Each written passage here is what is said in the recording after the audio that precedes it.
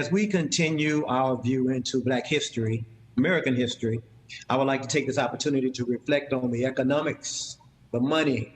The young folks say it like this. They say, what a bag at?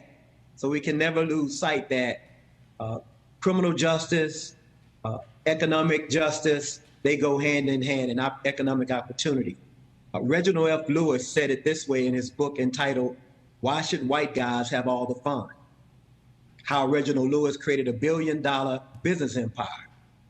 Reginald Lewis was born in Baltimore, Maryland, and graduated from Virginia State University. He went on to graduate from Harvard Law School. He was a financial whiz and went on to become the first African-American owner of $1 billion company when he formed TLC Beatrice International Holdings. He was a generous donor to Virginia State University as his alma mater, and the business school there is named in his honor.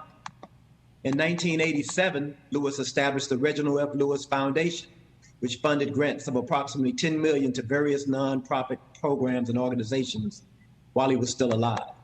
His first major grant was an unsolicited $1 million grant to Howard University in 1988. In 1992, Lewis donated $3 million to Harvard Law School, the largest grant at the time in the school's history. The school renamed its International Law Center the Reginald F. Lewis International Law Center, the first major facility at Harvard named in honor of an African American. In 1993, at just 50 years old, Mr. Lewis died from brain cancer. But while alive, Lewis made known his desire to support a museum of African American culture. And in 2005, with the help of his wife, the Reginald F. Lewis Museum of Maryland African American History and Culture opened in Baltimore with the support of a $5 million grant from his foundation. The museum highlights the history and accomplishments of African Americans with a special focus on Maryland's African American community. The museum is also a Smithsonian affiliate. Mr. Lewis never forgot his roots in Baltimore. He was also counsel to the New York-based Commission for Racial Injustice.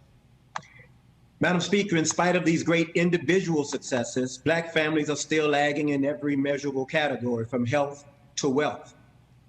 In the second quarter of 2020, white households, who account for 60% of U.S. population, held 84% of total household wealth in the United States. Comparatively, Black households, who account for 13.4% of the U.S. population, held a mere 4% of total household wealth. We have work to do as we continue on our journey to make this a more perfect union. There are those that continue to pretend that they do not understand social equity and why should greater opportunities be given to the descendants of slaves and other marginalized communities. These deniers who pretend not to understand social equity can't fathom that in a society that actually lynched Black people for being successful and hung them in a public square lest anyone forget their place, that same society should not now strive with all its might to amend for these wrongs.